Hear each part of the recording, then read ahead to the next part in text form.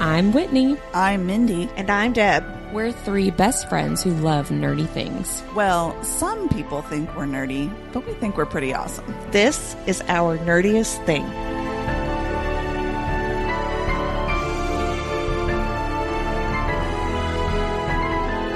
Hello, fellow nerds, and welcome to Our Nerdiest Thing. Today we are discussing Jennifer L. Armentrout's A Soul of Ash and Blood, Part 1, which is chapters present 1 through present 4. Before we get into it, Deb, will you please share our nerdiest cocktail? Do you think Hawk and Casteel called their dongs a present? I definitely think they think it's a gift. I'm going to go ahead and say that before I started reading, when she was posting, JLA was posting the teasers with the names of the chapters, I didn't realize that she was using the word present, like present in time. I literally thought there was a chapter that was titled, yeah, like a birthday present, and then I felt real dumb.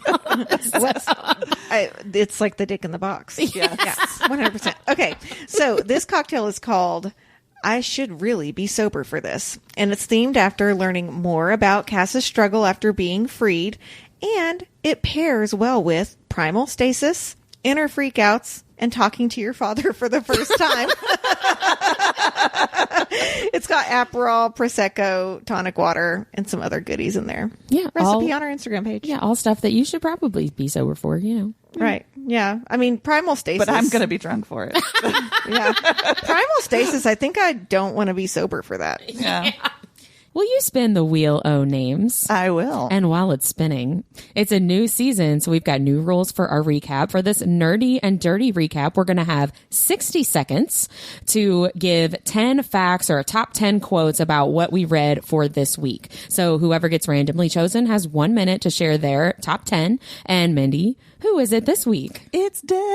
It's Deb. It's Deb. Okay. All right, let me get my minute timer going. Because I need to have a little bit more confidence juice. Hold on. Deb. Chug. All right, I'm ready? I'm ready. Yeah, set, and go. Okay, so we open with Hawk on the rise. He's dealing with some sort of douchebag captain, but then he gives a soldier dignity and death. Number 2, Hawk has some presumptions about the maiden. Number 3, Victor gives Hawk a premonition. Number 4, Hawk and Poppy hook up at the Red Pearl. Ooh la la. Number 5, we meet Emil and Hawk feeds from him. Number 6, Hawk has been following Poppy and saves her from a vampire attack. Number 7, Hawk jerks off and we find out that he gives himself self-harm and pain as a soothing mechanism. Number 8, Melissa and Rylan both die and Jericho loses a hand. Number 9, the Ascended are turning babies into Craven. Number 10, Hawk eavesdrops on Poppy and Tawny and then goes to torture a vampire for information. The end. Very nice. You still had 17 seconds to spare. What? Woo! I'm pretty proud of myself. No, making me only do 10 actually really helps. When I can be like, and then. No, and then. Oh my God. I love. Okay, dear listeners, if you've never watched Dude, Where's My Car?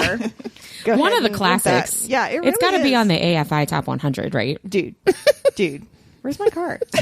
Have you all seen the meme going around and it's like a bookstore and it's all like romance novels and it's like, dude, where's my shirt? That's I've not seen hilarious. that. That's a lot of cover model. It's actually quite nice to look at. Pectoral muscles going Quite on there. exciting. When we to do look Less at. Than the Low Country, they're going to have cover models there. I know. I'm excited to see if they're just like everyday dudes or if they're kind of douchey or if they're I hope they're not douchey. shy. Because I feel like a lot of those people are actually pretty shy. Yeah. So we'll see. And I don't want women to completely objectify them either. That's what I was just that's about to I'm a little say. worried I'm about. afraid that it's going to be like Supernatural cons when Right. the All the Jared and titties Jensen come out. Yeah, exactly. Yeah. Every time we do con pictures, you would go into the room where they were taking pictures with Jared and Jensen, and it would just be like tits galore. It's booby time. Tits galore. What would you call it? I call it tits galore. You call it booby time. What do you call it, Mindy? I've never had to think about this. Ample bosom mountain. I just call it. No, I can't. That's just rude. Okay, Mindy's gonna be nice. I am today. I'm going to be nice. Will you please do our nerdiest vocabulary? I will. So I am just going to start out by saying I've decided that JLA's editor might not be using the correct guides to spell out things phonetically. I'm just going to throw that out there. That's a hot take. Can I interject something here? Because I almost posted something on Instagram. Again, Nyctos is different in this book than A lot of the them audio, are. than the previous books. Like, why can't it just be the same every single time? It's back to Nyctos again. I almost texted you guys, but then I didn't want to text anything about the book before I knew that you had both finished it. But I saw that pronunciation guide before I started reading, and I was just like, listen, that is like 4 pages of pronunciation. Like, no, that's too many pages. Well, I'm not going to go over all of them, but I did pick Praise be. I did pick out the most egregious offenders. And there are more like that, like you were talking about, Deb, where they were pronounced differently before. I go over a couple of them, but Stop it. I'm going to first start out with Delano. She says in this that it's pronounced Delano. No, that's and I not said, correct. No. No, it is Delano. Delano? I don't care. Yeah, Delano. Delano. That's how. It's like, again, It just I'm not reminds me sure. of Domino, motherfucker. I just wonder if whoever's doing this is not up to snuff on the correct phonetic spellings. I'm just going to throw that out there. That's weird. The other one that bothered me was it's supposed to be Emil instead of Emil. Again, in the audiobook, it's a meal. I've always pronounced emo in my head. Oh, Emil? really? Mm-hmm. I've always been Emil. Yeah. He can't be as cocky as he is to be an emo. Emil.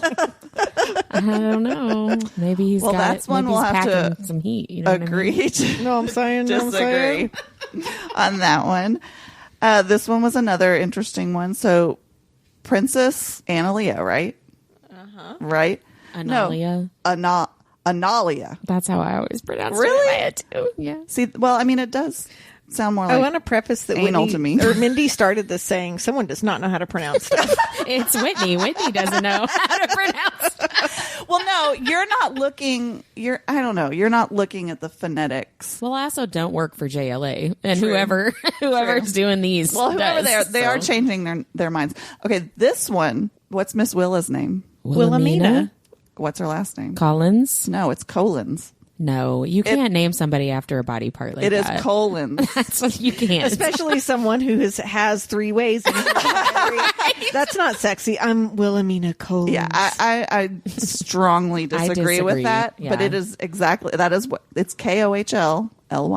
That's their Can phonetic. the audiobook narrator and the person who wrote this guide just sit down together? That's what. Right? Yeah, they have to be working like completely separate. Although, in this book, they used just the guy narrator, which I was disappointed with. So, boo. Stina Nielsen, we like you. I will say though, and I think it might be the different narrators. I guess the different narrators apparently narrate or say things differently. I don't know if you've noticed that, but I in my research in this, someone would be like, well, someone said it this way, and then the next narrator said it this way.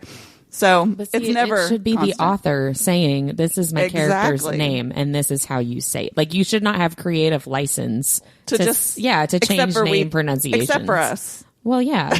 It's one thing to read it in your own head because, I don't listen to audiobooks hardly ever, right? So I see the word and in my head I decide, well, it must be this, right? Emil. That's fine. If I'm wrong, that's totally fine. Yeah. But I also don't work for the author. Again, Yes. you know what I mean? And you're not Like, putting a pronunciation guide in the right. beginning. Yes, exactly. Like, JLA needs to sit down with all the people and be like, this is how you say it. This and then is that's making it. my stomach hurt. Oh no. I don't like this. Well, I'm not going to make it any better when I talk about the place names. Like, don't even get me started. So we've got, and this is how I say them, right? Carcedonia, Macedonia, and Padonia. Padonia. It's a lesser one. I'm like, who is Padonia? Do you mean These are- Patagonia? It's place names. So Carcedona, No, right? wrong. No, there's an I at the end. I know. Yeah. Macedona No, and Padonia. wrong. Wrong. I mean, Again, Padonia is right. That's Not how it's said in the audio. But Right. I'm just going to keep going back to But this because how- why Right. have audiobook if things aren't going to be pronounced How the way is you want them to be? DONIA pronounced 3 different ways? That's all I'm saying. I mean, I would blame the English language because we roll like that, but this is not This the is not English English. language. I will tell you, all this reminds me of is Whitney, you were in choir. Did you ever have to sing Dona? No. No beast. It was I did. Yes. No beast, pacem, pacem. That was beautiful. No, it was not. But if you want me to do the soprano of the next part where you vibrato down, I can. Yeah, now that's all I'm going to think of when I think. And those Ascended like that kind of shitty music I'm too. sure they do. Yeah, they probably make all the They made that priestesses song do up. that. And they're like, you know what? Those girls aren't chosen. We're going to make them sing it in choir, and they're going to be bored out of their fucking minds. So just a few more. Did we really need to have the pronunciation of Western Pass? Legit, it Well, says apparently we do, because they pronounce everything so Western Pass. crazy. Like, Are you sure it's not Westonia Pa? yeah, exactly. I'm waiting for. But literally, the translation or the phonetic spelling is WEST-TERN space PASS. Like, that's not. I like. helpful. Do we really do that? Thank you. I'm waiting for them to put Kieran in there, like Kayaran, No, instead of it's like Kieran. It is actually Kieran. Side note: Erie's isn't even in there. Oh, you know what? I noticed though. Are you sure he's not under the eyes? He's not. Oh, okay. Because I could have swore in previous books he was spelled with an E. Am I incorrect in that? Oh, I don't know. I think it's IRE. It's been IRES. Well, and I tend to listen more than I read, so maybe I just imagine I think that. it's maybe. always. I think it's always been the I, same. but To go back and look. apparently he just doesn't. He doesn't warrant being in there at all. But Western Pass does. He's just been a caged animal for years, and He's only Poppy's dad. No Yeah, big whatever. deal. Yeah, and Millie's dad. So He's only the impetus of the beginning of this book. Sure. So here's the one that changed for me, and it's actually for the better. Remember when we did a Light in the Flame bonus episode, Of course. and I called out the many wrong pronunciations. So I had done a bit our Nerdiest vocabulary on, and it was the DAKKIAIS. The Dakai. Well, remember it was Diaki. That's how it was yeah. supposedly pronounced. I forgot about that. I drowned it out. This one is right. This one is much improved, but very different. It's Dakai, which I can get on board with. I like Dakai better, but Dakai I can better than Diaki. Yeah. So it's Yeah, it sounds like Dakai. it sounds like a goddess, like a Daikai? no Dakai Daiki. Daiki. Yeah, no, it's Dakai. Yeah. Sounds like Dakai's. a cocktail. Yeah. Can I have a Daiki on the rocks, please? Thank you. So anyway, you. that was an It's been a improvement, long but week. like very different. Like, Yeah. just decided to change their mind. It is kind of insane that there's not consistency with this. Like, I don't know. Maybe the universe is too big in these books. Like, maybe the bulletin board that looks like they're tracking a serial killer to keep track of all this stuff is too wild. Somebody spilled some coffee on it or something. Right? Like, it is crazy A to pin me dropped. that The string got messed up. Yeah, that this varies so much, like from pronunciation guide to pronunciation It's guide, so from odd. narrator to narrator. Like, it's weird. I feel like maybe they're just shitting with us at this point. They're like, how they have their they're like fun. everybody's up in arms about this. How can we fuck with how them they some have more? their Yeah. good times. But last one, apparently the Caillou wolves are supposed to be pronounced the Kiyu wolves. I did know that from the audiobooks. Kiyu? I don't know if I Kiyu. like it. Kind of sounds like PU. Like they're stinky. So I mean, it's not super offensive, but it's just not how I pronounced it. I will give a shout out to our man Luddy for making it into the. I was gonna say the same thing. Like, I feel like Luddy gets talked more. Oh, you haven't gotten. We're not on that episode yet, but Luddy gets talked about more in this book than any other. I'm like, why is he so prevalent in this book? Because she gave him a name, and God damn it, she's going to use it. That's right. I guess Yeah. those other two guys, fuck them. I thought that was interesting that Erie's doesn't get a call out, but Luddy does, and Rolf actually. Rolf. I'm gonna kick him in the face. What a dum-dum. Well, that's okay because Poppy cuts off his arm. Well, yeah, that's This is true. This is true. Go, Poppy. All right, that's enough our nerdiest vocabulary for tonight. I think today it was more like Mindy's rant I think it was. zone. Plus Deborah and Whitney rant. I'm okay with that. It was our nerdiest rant. It was Yes, everybody. I like that. Thank you for that, Mindy. So let's start off talking about our favorite moment from what we read this week from A Soul of Ash and Blood. Should I go first? Yes. My favorite moment was feeding from Email. I just love him. Ooh. He's so funny.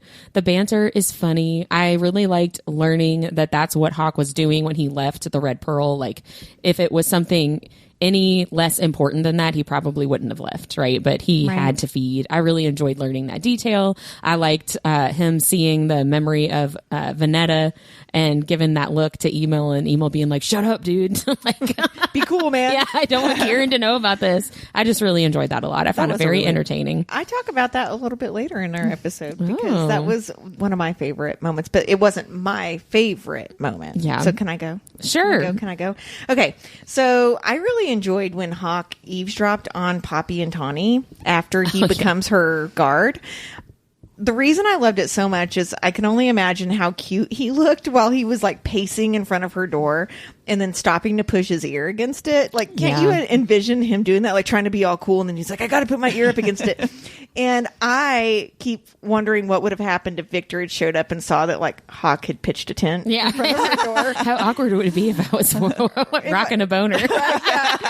And I think right now too, I really adored watching Hawk fall in love with Tawny at the same time. Yeah, he really starts to moment. adore her. Yeah, I knew I liked her. Right. And then he's like, no, I don't. And then he's like, wait, yes, I do. Yes, I do. Yeah, I liked that a lot too. What about you, Mindy? I feel really bad because I could not decide. There's too many to There are choose a from. lot. So I actually have 4, but they're very short. Your favorite moments. But here's the funny part about it. Because I'm the word nerd, they have category. Like my category has categories, and they all start with S. Subcategory. Yes. The subcategories of S. Yes. Alliteration. So the first one is the sinister one. Ooh. And that's when Casteel toys with and then kills that Ascended that followed Poppy because of the whole touch her and die vibe. Yeah. I loved that. The second one was the sexy one, and that was Casteel jerking off in the tub because come on. I talk about that later too. I do too. I think I still talk about that later. I didn't like it. I'm going to tell you why in a minute. Okay. The sweet moment is when Casteel buys food for the 2 orphan kids. I just really love seeing that side of him, which we really honestly don't get very much of in either or in any of the books. And then the silly one was when Emil fucks with Cass and says to tell Poppy she has his everlasting devotion when she wakes up. And he winks, right? He says that and then he like winks before like, he he's leaves. totally messing with him, you know? So that was funny. I enjoy him a lot. Can I go ahead and say what my least favorite moment was? Because this like It must be the tub. No, it's not. But actually, Might be the same as mine. it is part of the reason I don't like the tub. So my least favorite moment is learning that some of Hawk's physical scars come from his own internal battles. Because we were earlier set up to assume that all the little cuts and nicks on his body were from his time with the Ascended when he was prisoner. So we find out that the only way that he knows how to cope with his trauma and like the stress of saving his kingdom was to hurt himself. And it really displays how much Casteel needs those around him to help him save him from himself all the time. And during this time, he has no one really. I mean, he has the dissenters and he has Kieran sometimes. I was just about to say, like, those around him is really just Kieran. Because he says, you know, Kieran is the only one who even knows that. Right. How much he really struggled. Because we're supposed to assume, even as we get later into the series, that Poppy doesn't know that he ever knows that he ever did that. And I mean, I hope he's not continuing to do it, but that's not really a self-soothing mechanism that you just stop doing either. Yeah. Right. Yeah. So that, it really stuck with me because it shows how hard he is on himself and that he still has some trauma to work through. That was mine too, actually. I just found it really hard to read just because the mental stress and the physical things that he had to do to forget what had happened to him. Like, he had sex with anyone and everyone just to prove to himself that he controlled who touched him. Yeah. And then the self-harm to get rid of all that, like, pressure buildup. Like, to feel numb. Yeah. It just, I don't know. It just really breaks my heart to see somebody get that, I would get to that wall. I would not mind helping him feel better. I could be one of those meaningless sexual exploits. I mean, I'd be okay with that too. I volunteer. Just use me, Casteel. Do whatever you want to me, except for butt stuff. Don't do that. Exit only. I mean, we know he's into that, so. Not all, just with fingers. Well, only from what we've seen with just Poppy. Oh, that's true. Yeah. I mean, he said he did anything and everything. He's done all manner of All things manner of with people. all manner of people. Yeah. Well, you do you, boo. But for me, that ride is closed. Well, I kind of thought maybe one of you guys would pick the same thing that I picked for the least favorite Well, I moment. had another one, so I'm going to see if okay. I'm no, sorry. it's okay. Go ahead. No, I'm going to see if it's the same one because I think it probably is. Well, my least favorite moment was the baby Craven. Me too. Was that your other one? Yeah. Baby Craven. I thought that was Baby Craven. I know. Saying it like that. Saying it like that kind of sounds like silly, but that chapter was really, really rough. And that's another one of those things. Well, and that's another one of those things that like we don't have any evidence that Poppy knows anything about that happening. And for me, that experience of seeing these other dissenters see that, and the way that happens is an ascended comes and feeds on the baby and leaves the baby to turn into a Craven. And then the baby Craven turns the parents, right? And so for me reading, that really makes me feel a lot more empathetic toward the dissenters and Jericho even and Rolf and those people that attacked Poppy. They see all these horrific things all the time. That they connect her with and they blame her for, that they think that she knows about and is fine with and doesn't do anything about it. Like, I very much understand them. I feel like a lot better. And Poppy still doesn't know those kinds of horrific things. And I feel like she should. I mean, it's not going to change anything at this point in the story, but I think it would help her understand why people still have a lot of distrust of her. Yeah, it definitely made you remember who the bad guys were here, and that's the Ascended. Oh, yeah, right? for sure. You can definitely see where that would compound and make people turn, obviously. And so, like, you got to remember that the real villain here is the Ascended. Oh, yeah, always. Yeah. And without question, right? Like, nobody is really 100%, I don't want to say pure because that's not what I mean, but like everybody has, everybody has their guilty conscience and there are things they shouldn't have done and actions that they probably wish they had done differently. But by and large, the Ascended are worse than anybody. Well, because Poppy and the Dissenters, they're ignorant of the real, what's real, and the Ascended know, and so they know better. I think that's the line that kind of demarcates it. Well, and I personally had a huge revelation as I was reading this, because when you think about how they feel about the Ascended, they don't think that they have souls. And so it never occurred to me that Casteel might be torturing Vampire for information on the Maiden. So it makes more sense now knowing what we know about all of these horrific things that we've seen. But one thing that really gets me is knowing that he was tortured for 50 years makes me wonder how he can stomach hurting anyone for information, because that's kind of, they were hurting him for information sometimes, right? So I don't understand how it's not a trigger for him. And does he use what he learned from the Ascended on the Ascended? I mean, maybe, but maybe not, because I feel like the Ascended and Atlanteans have different pain points. You know what I mean? Like different I mean, I guess pain points is the best way to say that. Different things would be very motivating to an Atlantean that wouldn't matter at all to an Ascended, right? Same thing with like mortals versus Ascended. So maybe not. But I also think that he's just really good at compartmentalizing. He's able to see all Ascended at this point. But he's not, because he has to hurt himself to get rid of all of it. Well, that's true. Yeah. But at this point, at least, he looks at every single Ascended as you are a horrible person. You are on the same level as Queen Ileana and Jalara. Like, all of you know the same amount of information. All of you have the same motivations. All of you do the same horrible things. So I can treat all of you as if I were attacking Ileana. Right. You know what I mean? True. Well, and you also got to think too, the type of torture that Casteel went through was very personal. They were taking his blood. Yeah. They were sexualizing him. It was all very like personal, like private things that you can do to someone. And they're just pumping for information, and they're being assholes about it. And then they're killing them, of course, which is not great. But it's never good to murder, dear listeners. Like, don't murder, friends. I'm sorry, we have to say that out loud. Yeah, I know, right? But, I think that's how he can differentiate, because he was being tortured on such a personal level. And for him, it's not personal. It's personal for his mission, but it's kind of just business. Yeah. At this point. Yeah. What was your biggest revelation, Mindy?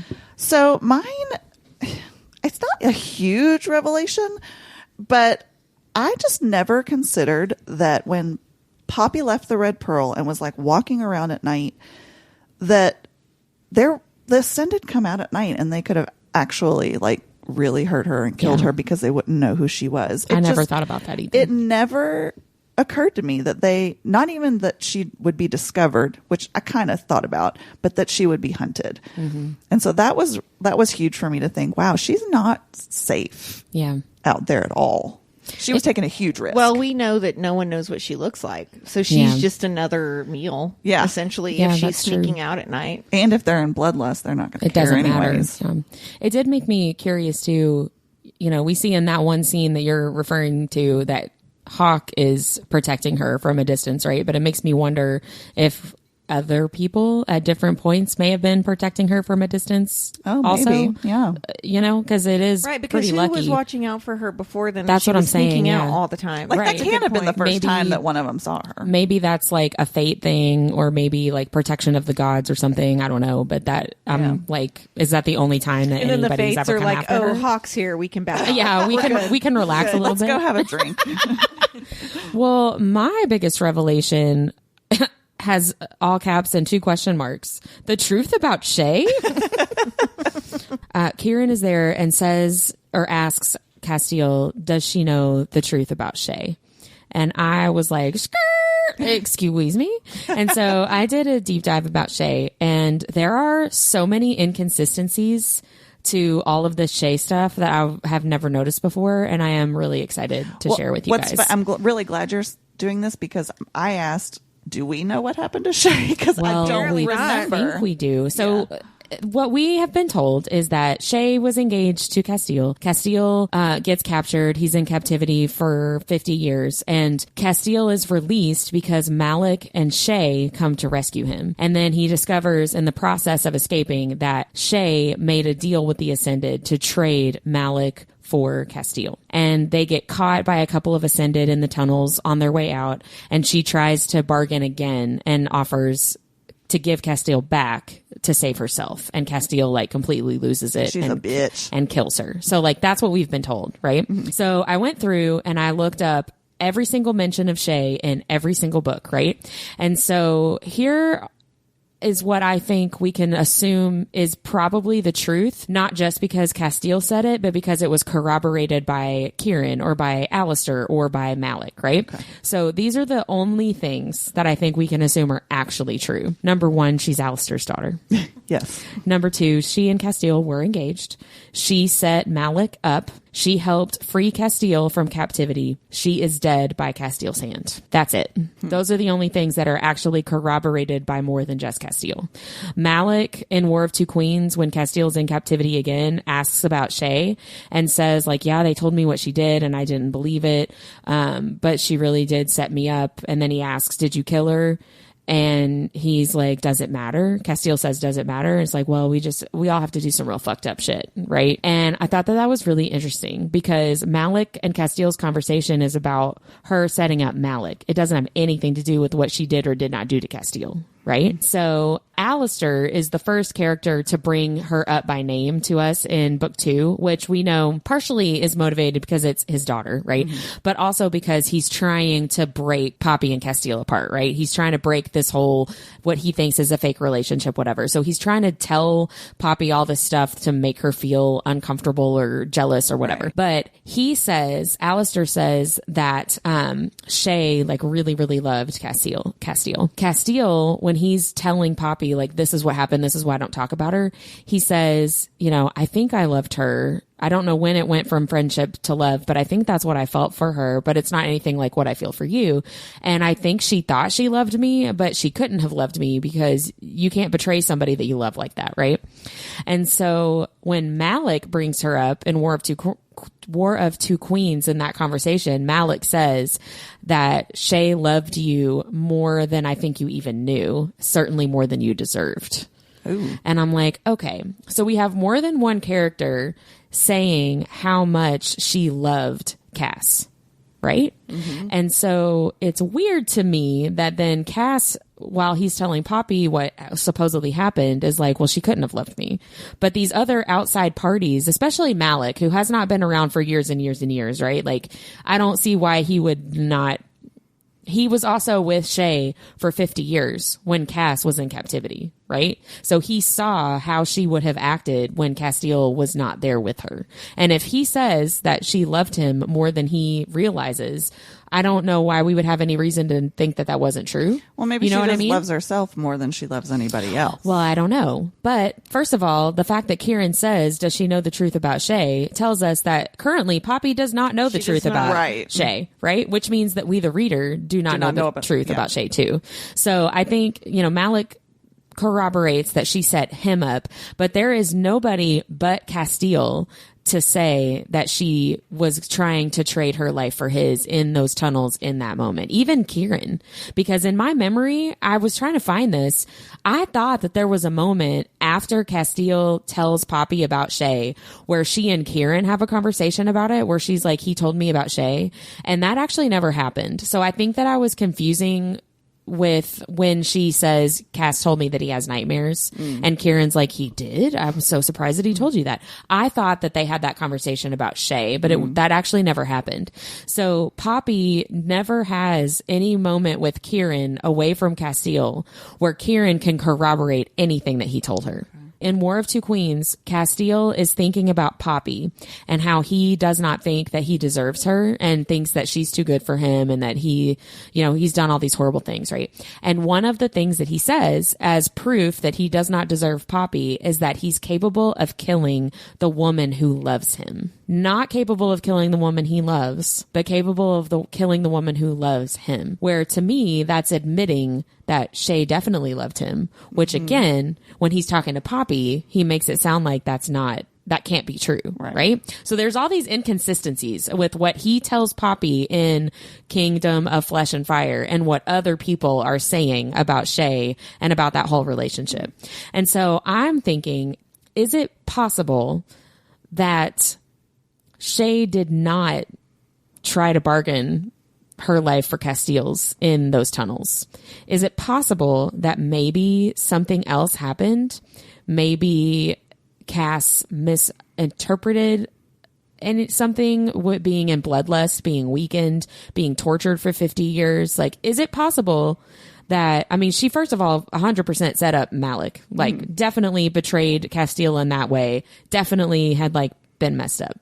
But I think that we have to consider the possibility that maybe Casteel killed her in bloodlust or something. Yeah, and I will say Jennifer Armentrout's got to be careful about how she explains this, because for me as a loyal, very loyal person, I personally will have trouble getting past a pretty big lie. Mm-hmm. Right? Mm-hmm. That's not horrible, right? But also making your wife think that your ex-fiance did something horrible to you instead of you admitting that you did something horrible to them. Mm-hmm. That's kind of shitty. Well, and it seems clear from this conversation with Kieran in Soul of Ash and Blood, Casteel has not told anybody but Kieran the truth. And even Malik says that in that War of Two Queens conversation. I bet you didn't even tell anybody. I bet Kieran's the only one who knows. I will. And that's definitely the truth. Because Kieran does tell Poppy at one point, if you want to ask about Shay, that's a conversation you guys need to have. So even worse than that, he says, do not ever bring her up. Yeah. Oh, that's you true. Do not ever talk about her with him. That is a road you do not want to go down. And to Casteel in this book, he says, if anybody's going to understand, it's going to be Poppy. So there's something that he's not telling her, and it's for a reason of being afraid of how she's going to react to it. So because we finished this book and I know what happens in the end, it clues me into maybe you're onto something, that he was so furious. Gone. Well, gone. Yeah, he was so out of his mind, and that with bloodlust and just mad about everything that was going on. He's mad about the whole thing with Malik, that maybe something else completely took him over. Well, and obviously we're not there yet in this book, but later on in this book, when Poppy runs away from New Haven and he finds her in the snow, he has a moment where he thinks back, this is the way. That's what you're talking about, right? Is this the moment you're talking about? I'm talking about the very, very end. Oh, okay. When he loses it. Okay, so... But yes, that too. He thinks about Shay, right? I felt this kind of crazy once before, and it was with her, right? Which I thought was kind of weird in a moment where it's with Poppy. But I'm curious to see where this goes. It's definitely going to go somewhere, or she would not have included this conversation with Kieran. But it was really eye-opening to go back and look through all of the other books, because then it was like, oh my gosh, like there have been these inconsistencies the entire time. Yeah. But first of all, they're so spread out in these books that it's easy to miss. But also some of the inconsistencies are between Cass and Alistair, which I'm gonna nobody trusts Alistair. Yeah, I'm gonna believe Casteel over Alistair any day of the week, right? So I'm curious to see where it goes, but I'm kind of nervous about it because I think it's something bad. It's gonna be a third act breakup. I know. No, I'm sure it's not gonna be a breakup. Better not be. I'm curious to see what the drama is gonna be, like why it's even that'll a be thing. An interesting thing to play out for sure. So. Maybe Gianna's going to come back and be a I feel like Poppy super already spy wants or something. to kick her ass. She definitely does. Yeah. She's like, that is my husband. I would have to, what'd she say? Like, I would have to tear you to pieces and feed you to the Barretts or something, the Barretts or whatever. So, speaking of people that Hawk used to fuck, I want to talk about the spicy scene in this section because there's really only one. Right? There's two. Oh, I guess there is the red pearl, but right? What are you talking about? I'm talking about Hawk when he thinks about Poppy himself.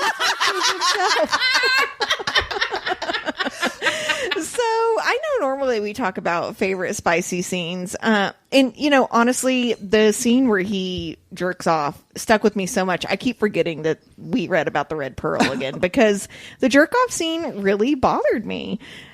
So, normally if he was touching himself, I'd feel all squirmy inside, but like he was so desperate to feel something that I ended up feeling really bad for him instead of being turned on. So, and again, we go back to learning that Hawk has intentionally hurt himself. And this is the section that we learned that in. So like I lost my lady boner. I couldn't, I deflated. 100%. I mean, I understand why. See that. Yeah, I can understand your reasoning for sure. Yeah. Did either of you like that scene? I did. That was my favorite. Mine too. I mean, we all like Hawk touching himself, but why? For me, it's not about that really. It's more about how it's that automatic attraction and desire to like that extreme level for Poppy, like automatically from the jump. There's no having to think about it or grow into it.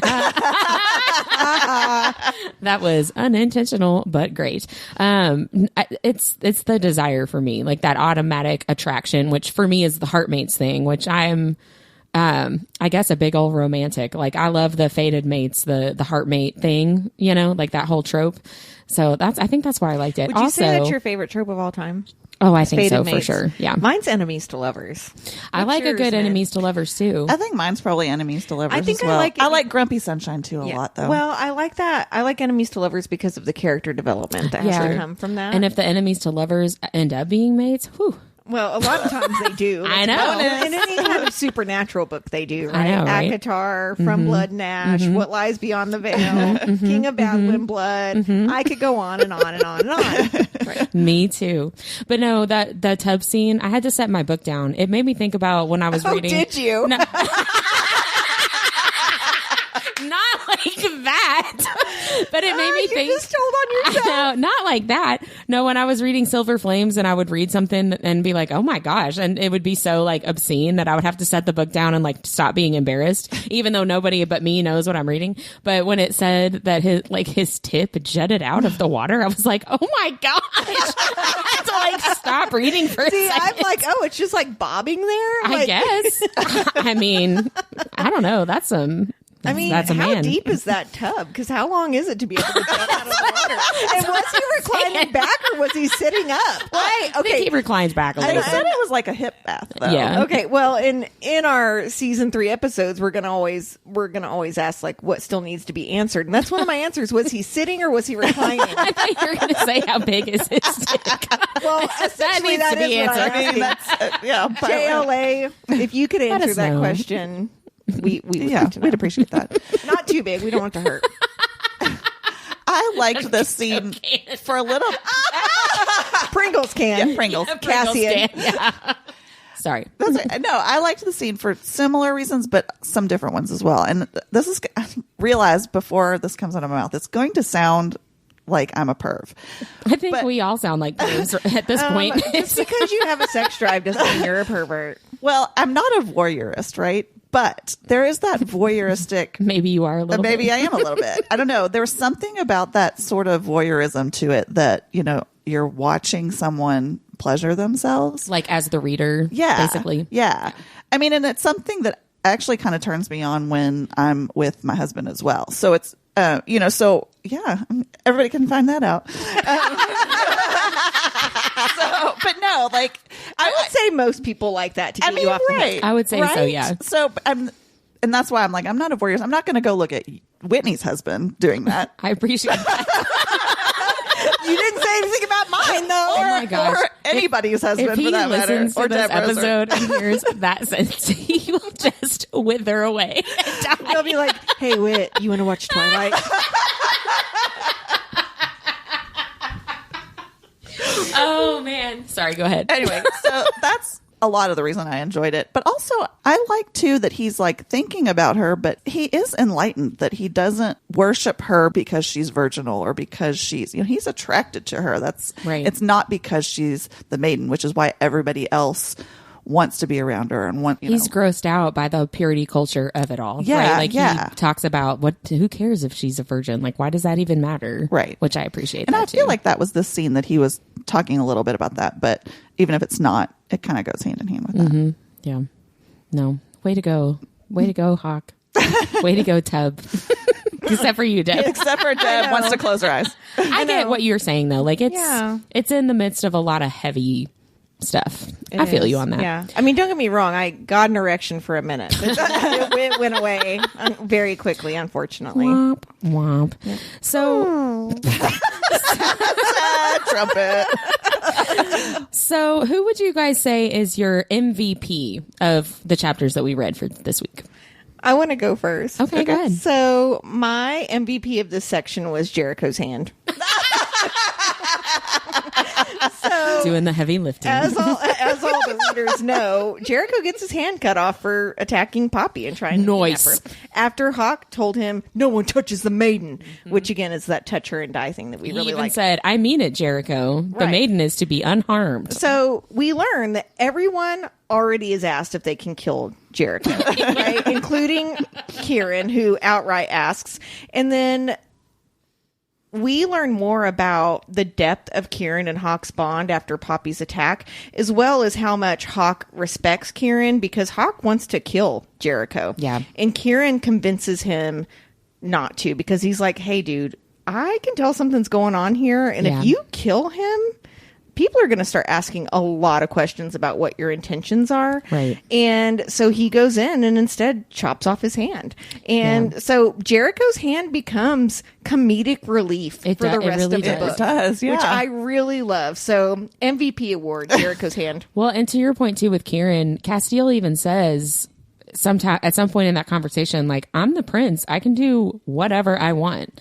And Kieran is very much acting in that advisor position. Like, okay, I mean, you can, but let's think about the consequences. Right? Well, and Kieran and then later Poppy are really the only people he really listens to. Yeah, ever. that's So true. it really does show how close they are. I mean, yes, they're bonded, but it's beyond that. Yeah. Because being bonded doesn't mean anything. They don't have to listen to you. That kind of leads That's into true. my MVP, which I chose Kieran. And for a few reasons. we love So, him. one, we get to see through interactions with him and Cass exactly how Cass has been grappling with all his feelings. It's not just through Cass's eyes, it's also through Kieran's. Two, he starts to accept and understand Poppy before even Casteel does. So he's already pushing that forward, pushing that agenda. And before Casteel even he starts to think about it, but before he voices it, Kieran does. Yeah. And three, he generally makes sure everything is staying on track, even when it's not. And number four, he makes sure that Poppy doesn't wake up wearing white. I loved that moment. Oh, I forgot about that. Loved about that that too, moment. yeah. I just thought that was so sweet and thoughtful. He's the best. He is. Yeah, I kind of skimmed over the present day stuff, to be honest. I probably should go back and read those chapters. There are some really sweet moments Yeah. in some of them. There are some really good present. But I was present like, day get to the moments. good stuff. I need to know. I need to know Hawk's point of view on this. Who was yours, Whit? My MVP was Victor and his dad energy is what I wrote down because all of the Daddy Victor. Yeah, Daddy Victor. Yeah, But not the daddy like you normally think of. not like Zaddy. actual Not Zaddy. Yeah, not like Zaddy Victor, but it's just not Pedro Pascal. yeah, no, never. Never. Only Pedro Pascal for that. No, just all of his very thinly veiled kind of warnings and threats to Hawk of like, I'm on to you and I know she's beautiful and you're young and hot and she's going to think that you're hot. Like, stay away from her. Like, you have a job Victor to do. even Keep it gives him a professional. true premonition too. Oh yeah. Like, which comes to light later in the yeah, book. the which we'll talk about. stay focused. 1 second of being distracted or being too arrogant could cost you everything, which we see later on in the book. And the whole like, if you're in her room and it's just the two of you, you better keep that door open, boy. And all of that. I loved that. I love his protectiveness over Poppy and how much he really cares about her because he was so important to her for a huge chunk of her life. And I just love Victor, even though he's not perfect. I do love him. Well, I have a favorite secondary character too. Is it Victor? No, it's Emil. Oh, yay. I love him. I really love his banter with Hawk and Kieran whenever Hawk goes to feed. So I feel like it's top notch. And I adore that he served his future king by traveling to Solus to feed him. And we learned 2 things during this time. Number 1, that mortal meat is gamey, which hilariously ties to the ending of the book. So if you've not finished the book yet, I don't want to spoil that for you, but we'll talk about it in 2 weeks. It's one of the funnier parts about the end of the book. Yep. And then number 2, Hawk sees visions of Emil and Venetta, who, if you don't remember, is Kieran's sister. Yep. So we know that Atlanteans can control what other people see when they feed from them. So is Emil trying to like get that off his chest? I don't- Oh, no, he's totally... I don't think he meant to. Right, because they're hiding really? their I don't think their he meant to. affair. Yes, right? they're together or at least starting to be together, but we don't know. We don't see anybody mention the two of them as a couple until War of Two Queens when Poppy sees Emil leaving Venetta's room. Right, but So Kieran still doesn't know. Kieran doesn't know until War of Two Queens, I don't think. Right. But so I love, though, that he was like kind of just having his own thoughts and he's like, oh, Yeah, fuck, I just told Casteel. I don't think he... screwing his best friend's sister. I don't think he meant to do that at all. Yeah. Because the way that he seemed very like shifty and like looking at Kieran and like shaking like don't do it. Yeah, don't tell him. anything. Hey, be cool, man. Be cool. Guy code, right? Well, that's funny because it's not actually Emil, but my favorite secondary character was Kieran. Like your MVP, right? I don't know. I don't think I have anything new to say that we haven't already said about Kieran.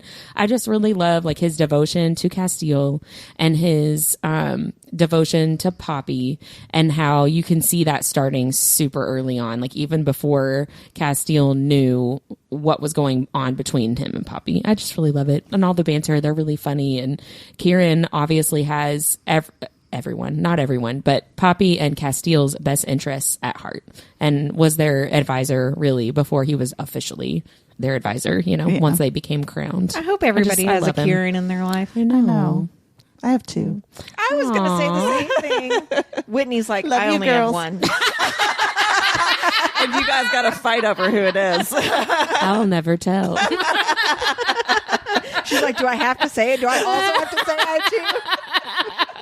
have 2? It's okay. I was like, I have 7. That's great, actually.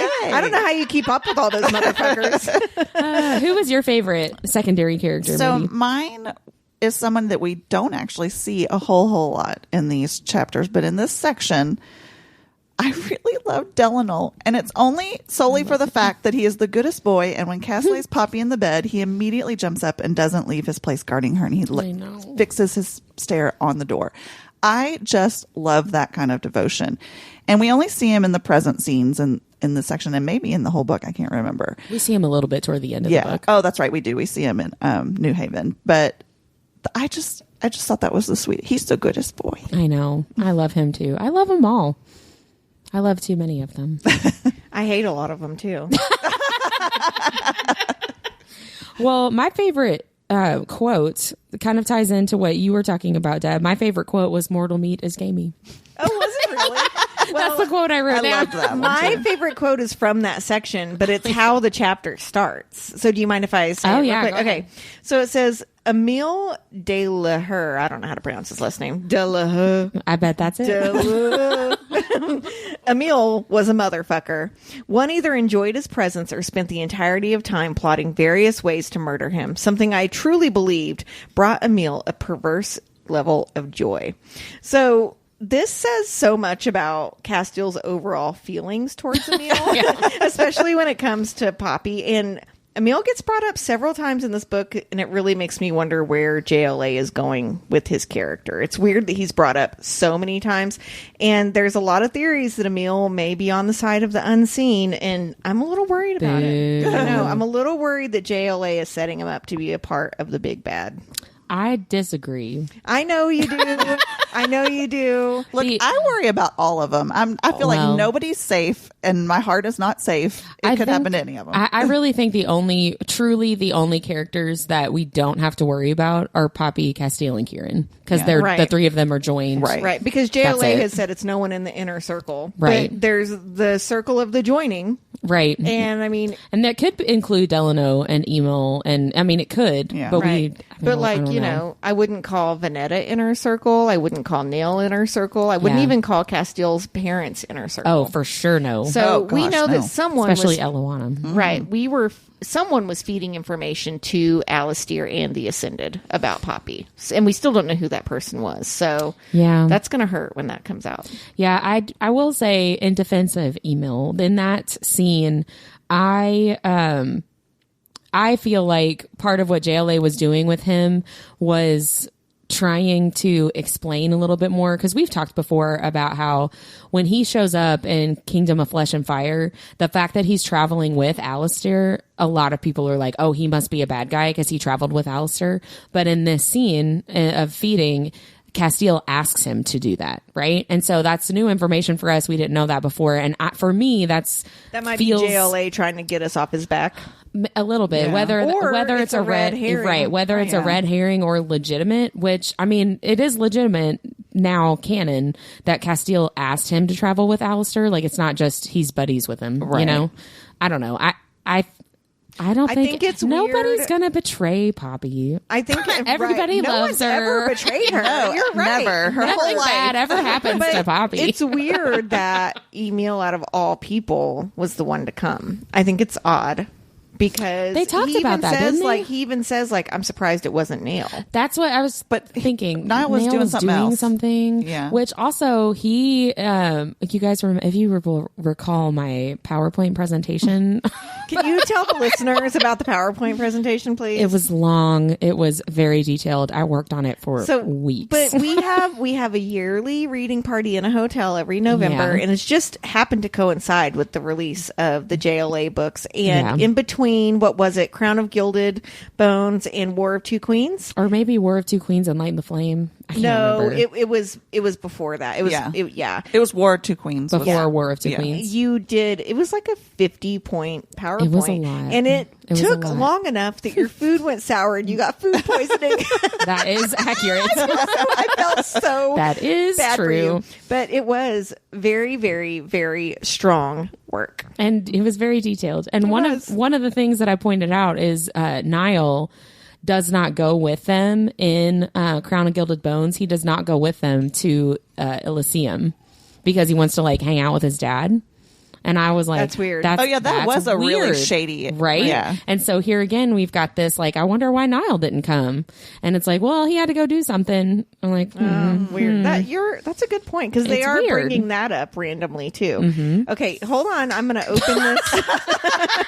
I mean, you guys know we heavily drink during this podcast, so if you hear, I'm just refilling my drink over here. I am having a carbonated water with my alcohol. We heavily drink during this podcast. We're like doing keg stands in between the sections. Chug, chug, chug, chug. Here, I have said a million times it makes me funnier. No, it does. people don't understand how stressful podcasting is. And It can be very stressful. We it's happen true. to want to have a cocktail element when we started this anyway, but it certainly has helped things. That's true. It takes the edge off a little bit, doesn't it? Mindy, did you have a favorite quote? Have we heard what yours was? No, we haven't. I actually have several, but I'm trying to just pick one. So I have a long one and a short one, and I'm just trying to decide which one I want to use. I think I'm going to go, because we were talking about Alistair, I'm going to go with the long one because he's brought up in it. So this is Kieran's speech to Cass before he goes in and cuts off Jericho's hand when he's trying to like get him to not kill him. So Cass has just said, I'm the prince, or he admits he's the prince. And Kieran says, I know what you're about to say. oh, so now you claim ownership of that title, Kieran countered, his voice as low as mine. Bear all the responsibilities of such? Good. About damn time. Your parents in Atlantia will rejoice. Alistair will likely come in his pants from happiness and blah, blah, what the fuck ever. But you aren't just going in there as his prince. You will be going in there as the prince of Atlantia, the prince who governs us all. Yeah, I mean, that has everything in I it, highlighted right? that quote. Like, Alistair's going to come in his pants. I'm so excited. And that's the part of Kieran you don't see when he's being professional in front of people. Yes. But it's the part that Poppy and Hawk find so hilarious. Like right? when it's just them. Yeah. Right. It's the same thing where he's like, I bet you have more questions, don't you? It's that same type of diatribe. I mean, only Kieran can throw in Alistair's going to come in his pants, but the rest of it be super serious and like commanding And meaningful Yes. and effective. Exactly. Yeah. So. That's funny because I wanted to talk about what questions you guys still have at this point in the book. And one of my question is about Alistair and Victor, actually. Why does everyone keep comparing Alistair and Victor? That's what I want to know, Yeah, too. they She always all talks about the how their time. voices sound the same. Their laughs are the same. They both have the same, like, kind of coloring. Their faces and hair I'm color going to throw describe the out same. a random theory. Maybe Alistair is a fate that's gone rogue. Ooh, maybe. Ooh. He could be a Victor. Yeah. Right. Yeah. Because he seems to know a lot about the prophecy and all of That's those things. true. Ooh, Oh, I that's didn't even very think about that. true. He's very close to the prophecy and like, because that's all his, that's his mission, right? Would he To- be able to be a Fate and a Wolven? Why not? I don't know. I'm just that's my question. Yeah. You tell me. I say yes. I genuinely don't know because he's definitely a Wolven. I mean, there's not really any evidence that he wouldn't be because he's supposed to have been bonded with what's his face. You know, Malek. That one. think of his name. One core character. you know, Malek. the big one of the big big bad. ones. Yeah. Right. He was his bonded Wolven. So, that's interesting. I don't think we've ever been told that a fate can't be a Wolven. We haven't been told much of anything I know. about the Fates other than like they're not supposed to interfere too much or too directly I with. mean, and that's why maybe he's gone rogue because he's definitely Yeah. interfering. But if you interfere too much, you're supposed to be basically like completely obliterated, like the final death. You don't even get to go to like the Shadowlands afterlife or whatever, right? He does get pretty obliterated. Well, I guess Or that's maybe true. I don't know. he's rogue because they kicked him out. They're like, "You're not a fucking fate, you asshole." And so then Piece of he's like, "Well, fuck you. I'm going to fuck up the stuff that you're trying to do." Then who knows? Sounds like something a middle-aged white man would do. But yeah, they're just people. Poppy in Kingdom of Flesh and Fire is constantly thinking about how similar Alistair is to Victor. The way they laugh, the way their voices sound, and now Hawk / Casteel is doing it in this book too. And I don't like that because I really like Victor, and we really don't like Alistair. He doesn't have very many redeeming qualities, right? So I don't like the comparison, and I want it to stop. So, So if Jennifer. you could do that. Here's what I want to know. Something that we've all said has bothered us through this. Well, we talked about the Craven baby, so I guess maybe what's bothered us is like the children aspect. But why are the dissenters involving children?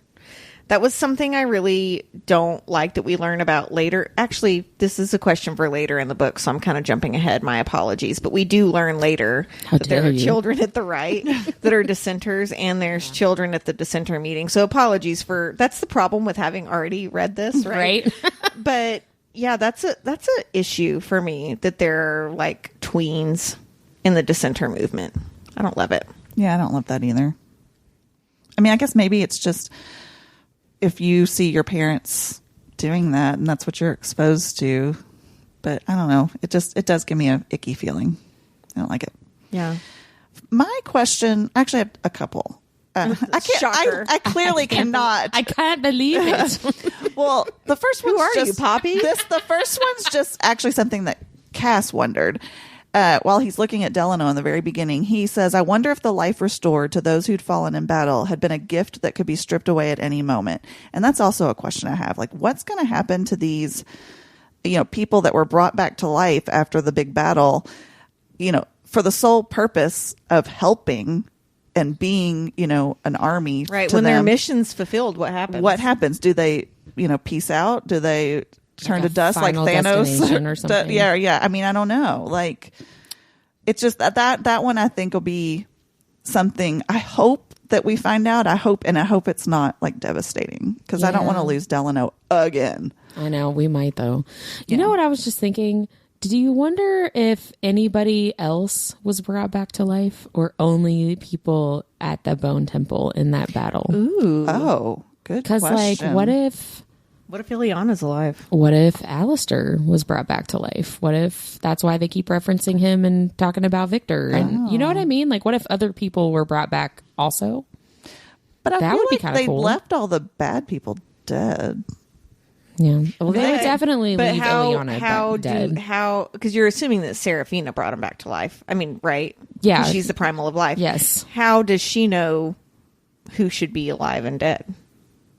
Well, they still know like what's going on, even though they're in stasis. Oh, okay.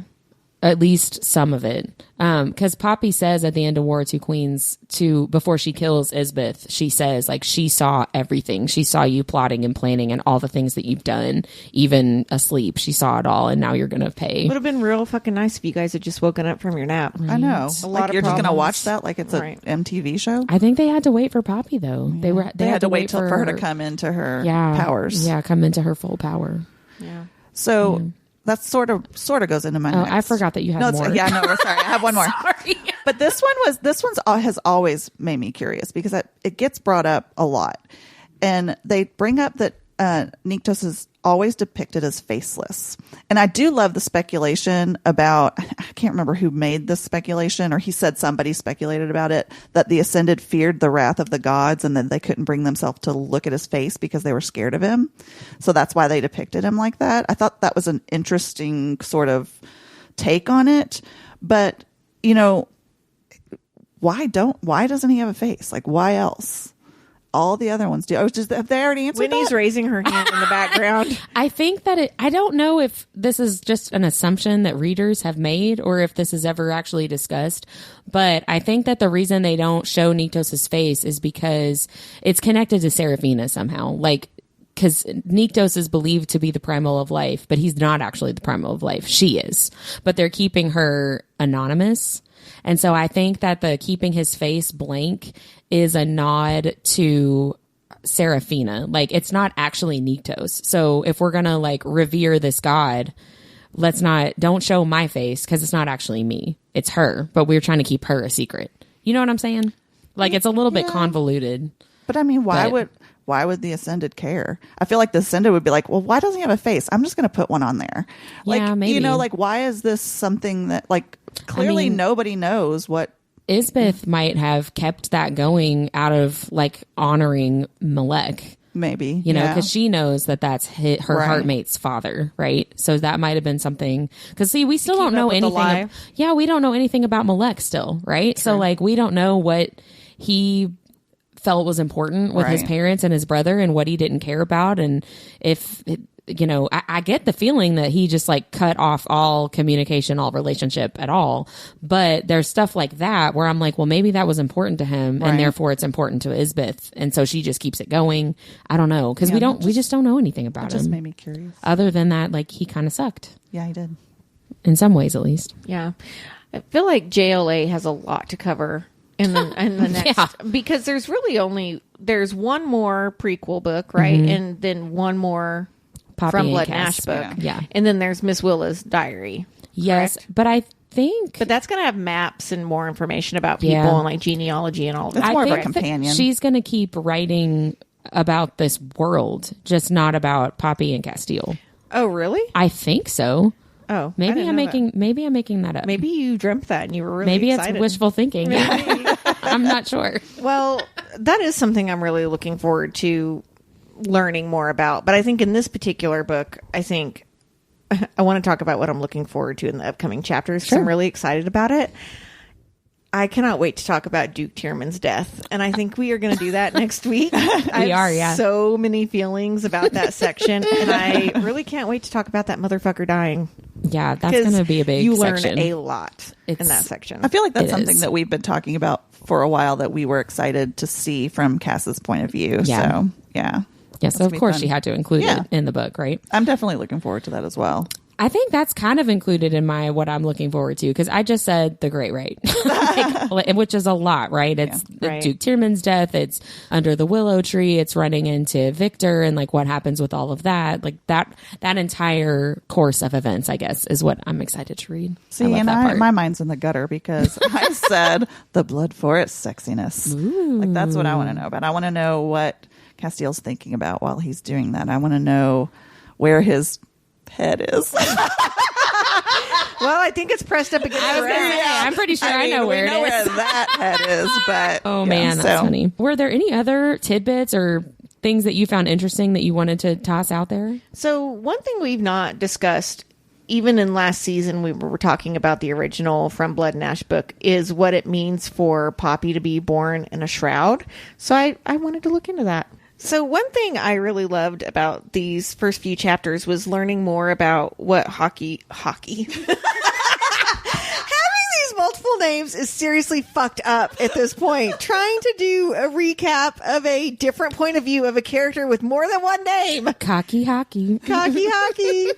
Okay, whenever Cock, which is now what he is named, is in the courtyard and he's training, and remember, he can always see that Poppy's watching him. He has all of these presumptions about her, which we kind of knew, but he essentially thinks that she is submissive. He wonders at some point if she even has a voice. He thinks she's like this terrified little thing that is cool with what the Ascended is doing. Only right? talks in whispers. Yeah.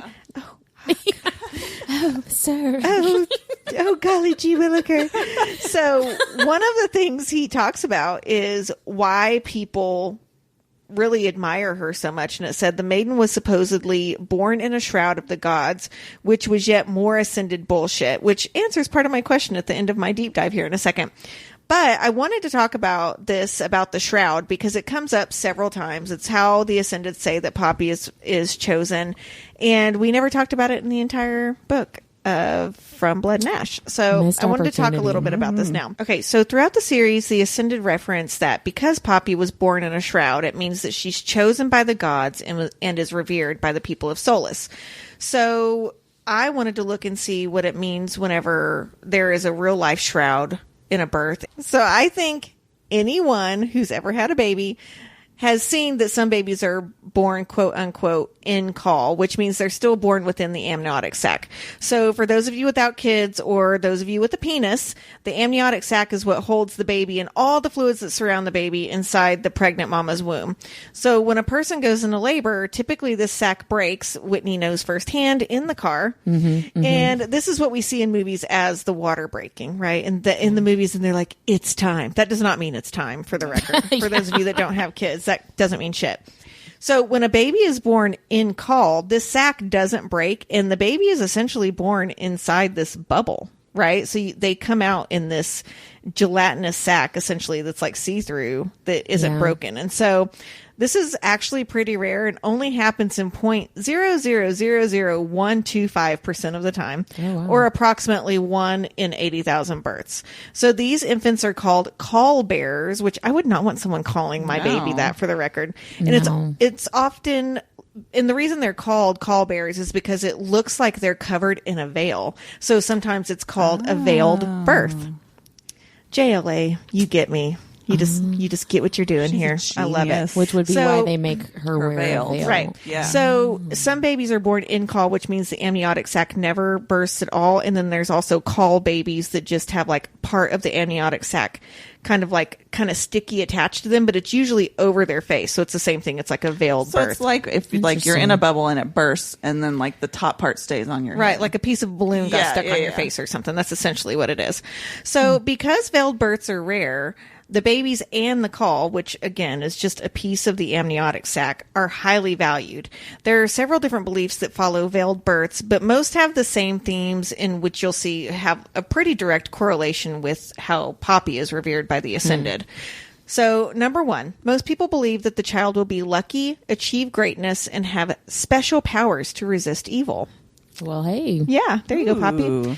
Number two, the child has a purpose to serve mankind. Several cultures believe that being born in a shroud makes the child a king or queen by right, which is what we hear Casteel's mom say at one point. Number three, the baby is seen as a sign or an omen, usually associated with spiritual abilities, which we also see in Poppy. Being born in caul is seen as having a connection with the supernatural world. So I know all of us here have seen this, but if you have never seen a super freshly born newborn, those things are like really weird looking. I'm just going to say, I mean, I know we all love our own children and we think they're cute. No baby, when it comes out of a vagina, is super duper cute. Yeah, So exactly. when a baby, comes out, it has like squished little parts of its faces. It tends to be a little bit bruised up from its ride down the birth canal. But babies that are born in a shroud don't have these anomalies because that protective shield continues to surround them down the birth canal. So they're not squished up and all bruised and everything. So most cultures believe that these children are pure and destined for greatness because they've been born with a shield around them. There are a few more fantastical beliefs about these types of births, which I thought were really kind of fun.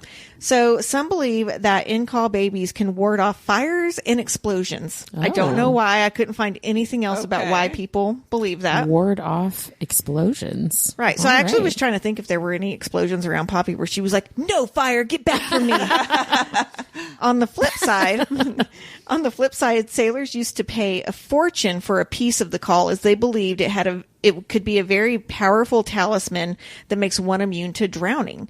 In fact, some cultures call these births mermaid births because the baby is actually born still fully submerged in amniotic fluid, and the baby can actually survive for 25 minutes inside the sac after birth, which I found really kind of neat. Yeah. So back in the Roman times, lawyers used to pay the Roman midwives for pieces of the caul because they claimed they never lost a case if they had it as a good luck charm. Again, I want to point out these people are carrying around pieces of amniotic sac. Yeah. In 17th century France and Spain, soldiers also carried pieces of the caul to help them have good luck in battle. So both sides of the armies were doing that back in the 17th It's just all century. kinds of good luck. Right. Yeah. Like whatever kind of good luck you need in your career. Right. It's You like know? a rabbit's foot. It is Yeah, kind of. but grosser. Exactly. Yeah. Can I get this in a baggie? Could you put that in resin or something so it doesn't get crispy and fall apart? So finally, the other thing I found in folklore is that good witches used caul to ward off the spells of bad witches. And so the bad witches would not have access to the caul, and all the good witches would carry it around like a talisman, just like the sailors do. Like a white magic versus dark magic kind of thing. Essentially. So, and I think I answered my own question a minute ago. So we talked about how brilliant Jennifer Armentrout is, and I definitely see all of the way that the Ascended have used this lore to their benefit, right?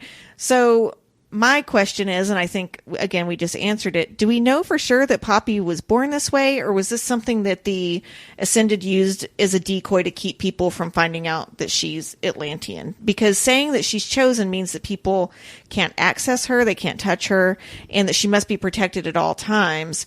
So if they're doing that, no one's going to find out she's Atlantean. So is there anything that actually, where we see definitively that she was actually born this way?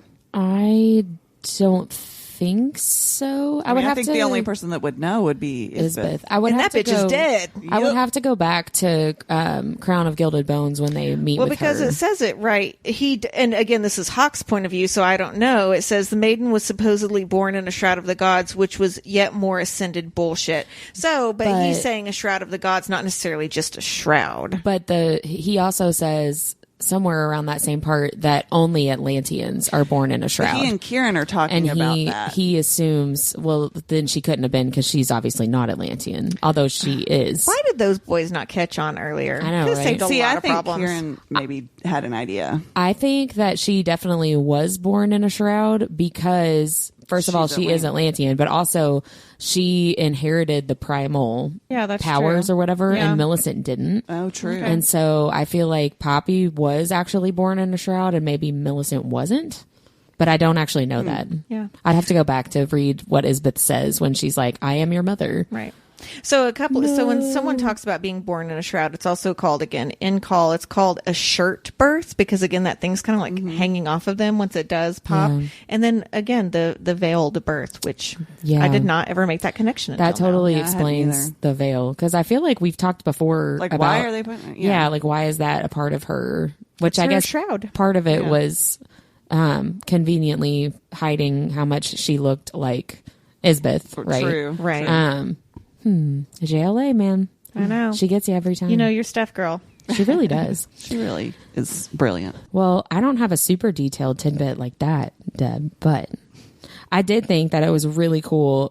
Toward the beginning, Casteel says that his dad told him as a child that bloodstone, when he's talking about the bloodstone daggers, bloodstone is the angry or sad tears of a god left out in the sun to like petrify, which I thought was really cool. Because the diamonds are supposed to be tears of like the joyous tears That's of a such god a in great love or whatever. imagery. I know. And I've wondered, because we learned about Shadowstone, right? We know Shadowstone is connected to the Shadowlands, to Elysium. I don't know why I can't say that word. Elysium. Exactly. Croissant. What a nail. All over again. Night toast, neat toast, nuke toast. Exactly. But we don't really find out a whole lot about Bloodstone, other than like a lot of people have Bloodstone weapons and they're used against the Ascended. They're used against the Craven. And I just love that. Remind me again what they said it's from. According to Cass's dad, it is the angry or sad tears of a god left in the sun to petrify. Okay, so bloodstone is angry tears and diamonds are happy tears. Yes. All right. Yeah, which I think is really cool. And I hope that's right. Because, you know, if you're saying that to a little kid, it could be not accurate. You could be just making up shit. But I don't know why she would include that if it was just completely bogus. So I don't know, because it sounds cool. I know, right? What about you, Yeah, Mindy? one time I cried, my tears turned into stone. And now it's a dagger. I think that'd I'm be going to cool. kill you with it. Yeah. I just had a couple of just really quick blink and you'll miss it things. Like, for instance, in the very beginning, I thought Poppy had to kill her own mother. Let that sink in. Because Cass brings it up about, you know, why she's probably feeling kind of weird. But not just that she killed the villain, but that villain gave birth to her, which is pretty heavy. But it gets sort of thrown out there. She's honestly not known about for I was very just long. thinking that same thing. I Yeah. don't think she's even past the shock of that information She yet. has only known that for a couple months. Right. Maybe. So, you know, that's going to be something she's going to grapple with. Yeah. Nectus low-key mentions that the god that Casteel is descended from is still alive. Mm-hmm. He just slips that in. Yeah, I noticed that. Oh, slips in it. That's what she Excuse said. me. Also, it's kind of a big deal, but other gods are awakening. Like even Penelope, because they knew from where it came from. Yeah, that they're was her. assuming. Yeah, because she's so close. So, you know, that's kind of a big deal, and nobody's talking about it after that fact. I mean, I get that it's more important to deal with Poppy, but Well, I and mean, at the end of War of Two Queens, Nectus says some of the gods that are waking up are going to be like enemies. They're not loyal to Nyktos or Seraphina at all. So it's going to be a whole new crop of villains, basically. a whole new battlefield. Exactly, Yeah. yeah. Love is The a battle has just battlefield. begun. Dun dun dun. and then also the royal crest is modeled after a symbol in ancient Atlantean, which actually means death. And interestingly enough, the pledge that the royal guard makes comes from the vows that the Atlantean king and queen make to their subjects. So the Ascended are borrowing. Like, they're like, we hate the Atlanteans, but we're going to use every fucking thing they do. Like, Yeah, they're not super original beings. no, not at all. They're Why like, we hate you, reinvent but we're the going wheel? to copy you. Right. Like, well, because they have done things pretty well. Yeah. So we're going to do it the same way, right? Yeah. And no one will ever know. Yeah. and finally, because you know I have way more than everybody. I let it be known that Mindy cannot make decisions. This is a okay. flaw that That's I've had for years. Because I can, and that's why we are good friends. But also, at one point, Cass, when he's talking about himself and the Dark One, calls himself a tulpa, which is something that I hadn't even heard of until I watched Supernatural because it's the best show ever. All I can think about is in the 200th episode when he goes, "It's not a tulpa." It's not a tulpa. But I wanted to see if that actually was true to what an actual tulpa is. I wanted to make sure that Cass was speaking the truth. And so I did a little deep dive on tulpas and found out that the word tulpa is actually a Tibetan word meaning apparition, emanation, or magical illusion.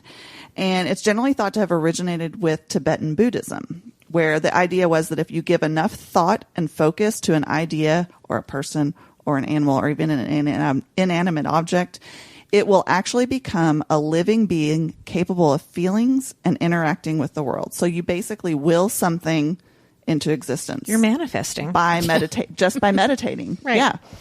So there are some people who believe that there are actual visualization techniques that can create tulpas.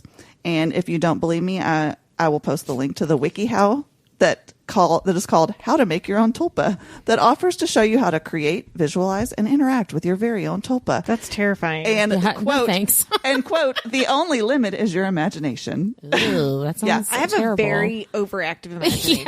Yes. Horrible. I thought it's like literally step by step how to do this. No, thank you.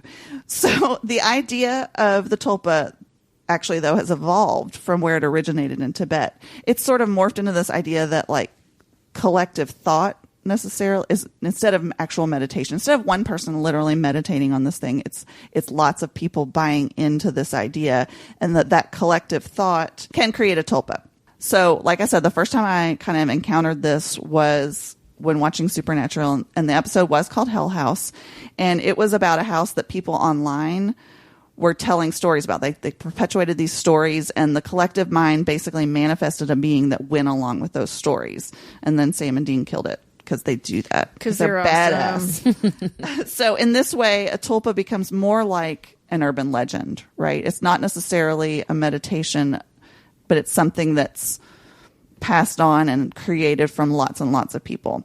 So this type of tulpa actually is much more dangerous because it can be latched onto as like real life. And it'll give people an excuse to do things. And this is kind of where I'm going with Cass and the Dark One, is that it'll give people an excuse to kind of do whatever the hell they want in the name of that tulpa. So one actual case of this is the Slender Man.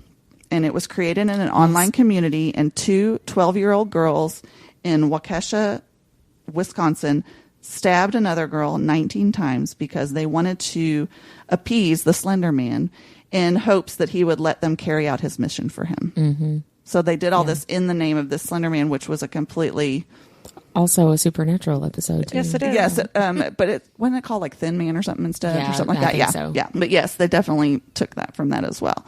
So going back then to what Cass says about himself, that he's sort of a tulpa, that the Dark One was, and this is a quote, created in the minds of others and then willed into existence. So in my opinion, I think the answer to the question of whether the Dark One is actually a tulpa is both yes and no.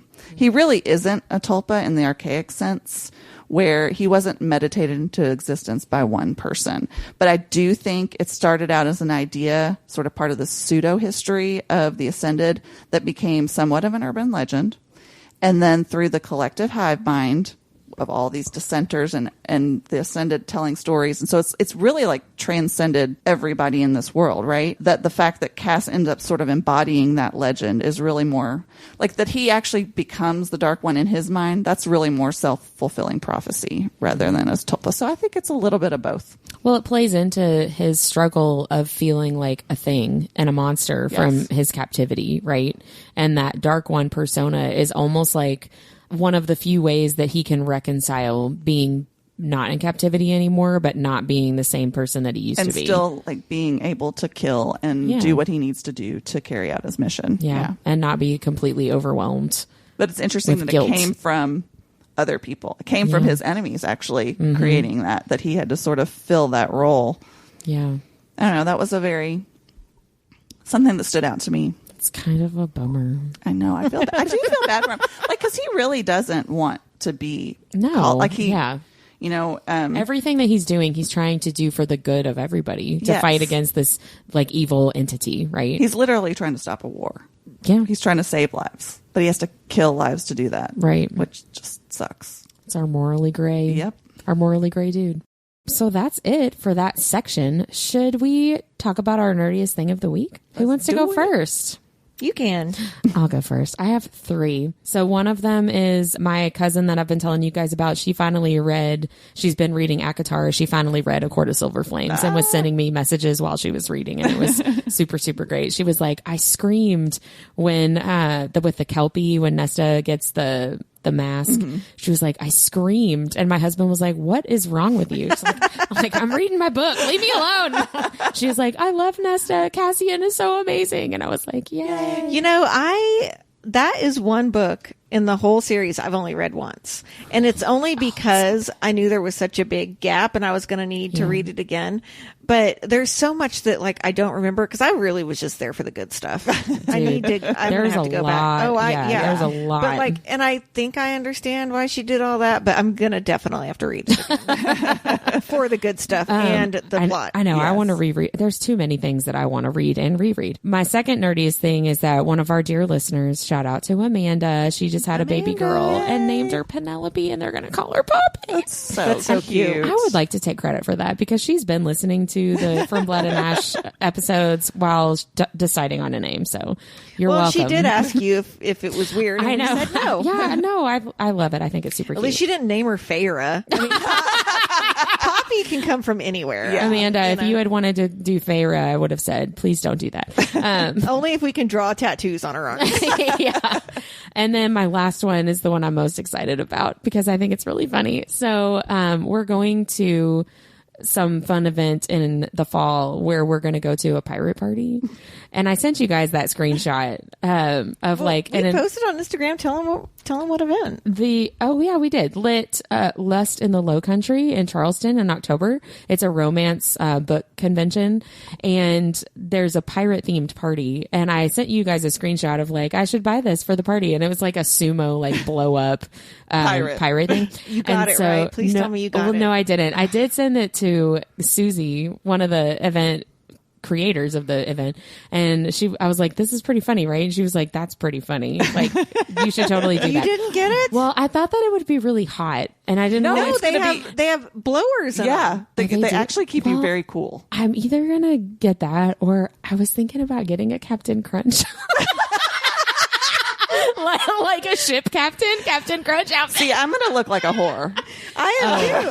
I have it in my Amazon cart right now. I have like knee-high brown suede boots. I have like the winch dress that like kind of comes off the arms. And then I've got a corset that goes with it, like a brown leather one. I'm gonna go be a winch. I'm gonna go for like something really funny where everyone else is gonna be like, what are you like, what the fuck? Like, I'll be the only rubbed off on you. I'll be the only one, right? In something really, really funny. Because Susie was like, my son-in-law would totally want to wear that, but he has to be a sexy pirate. So, yeah. Does it say it's a sexy pirate? There are going to be book cover models there. So you do you, Wit. Well, I mean, it doesn't matter. Yeah. It doesn't matter who's there. They'll be like, look at that sexy blow up sumo. I think it would make my husband more comfortable if I was in a sumo blow up costume. So anyway, that's my nerdiest things. I love it. Love it. Who's next? Go, man. All right. So mine is, of course, I talk probably every week about how much I love Emily Rath and Pucking Around. It's definitely one of my favorite books this year. And I've been toying around with the idea. Like, I've been getting into this cross stitch, and I've been doing different cross stitches of like things I like Veronica Mars, and I did a Gilmore Girls one, and I bought a Buffy one. Thank you. I know, I bought a Buffy one for my birthday. And And I was like, oh, are there any for any of like the books? I was looking for like ACOTAR ones at first. And I was like, ooh, I wonder if there's any for pucking around. Nobody does those. Like it's all like movie stuff. And there's nobody out there doing bookish cross stitches. So I'm not going to do it. I was going to say, I think you're going to be doing it might them. be me. I don't know. So I decided I took a sticker that I just gotten off of Emily's website, and I kind of used it as inspiration. And I downloaded a free program, and I made my own little Pixel People cross stitch of the pucking around characters, and I'm super stoked about it. It's really cute. I'm way too happy about it. I definitely spent like 3 hours on it when I should have been reading this book. But you were doing something bookish. But I'm super proud of it, and when I finish cross stitching it, we'll post it on the stories. It's really cute. It's very cute. I can't I'm really wait. excited about it. I can't wait for Emily to see it. She's going to be on the podcast soon. Woo-hoo. Just so you guys know. So mine is, I went on vacation last week and I took the kids to see the Barbie movie, and honestly took my iPad with me to draw because I was like, I'm not going to be into this at all. Let it be known that she said that I asked if we were going to go to it, and she's like, I guess I'll go with you all. Right. Yeah. So like I wanted to see what the hype was about and everything, and my iPad was dead when we got there, so I was like irritated. So having said that, I thoroughly enjoyed this movie. I cried more than once in the middle of it. I've seen that from several there people. is this monologue by America Ferrera about the expectations for women and like what we do to ourselves and the societal pressures. And I like broke down during it because like I constantly feel that, right? And then the real nerdy part though is that Barbie has these two costumes in the beginning. The one is a little dress, like it's a gingham dress, and the other one is this like very 1950s bathing suit that almost has like bloomers with it. And within the first 20 minutes of the movie, I had bought patterns for those. So I'm going to make some. That's awesome. And I'm talking about like patterns for me, not patterns for Barbie. So that I'm is super cute. I'm going to make That's the Barbie awesome. clothes. I'm really excited about I love it. So yeah, those are my nerdy When things I this saw week. exactly what it was all about, I knew you would like it. Yeah, it's really good. It's very kitschy and like funny. And essentially what happens is the guys start, spoilers. No, it's not a spoiler, but the guys are where the women are in Barbie world. Yeah. And Yeah. So As they should. yeah. Yes. I can't wait. Molly She's and I are going Barbie, to go see it. and he's just Ken. He has a shirt on at the end that says, I am Kenneth. Oh, that's so great. Well, that's it for this week. Next week, we'll be talking through the second part of A Soul of Ash and Blood, which will be chapters The Maiden Speaks through present 10. Present X. X. Not yet, unfortunately. Bye. Bye.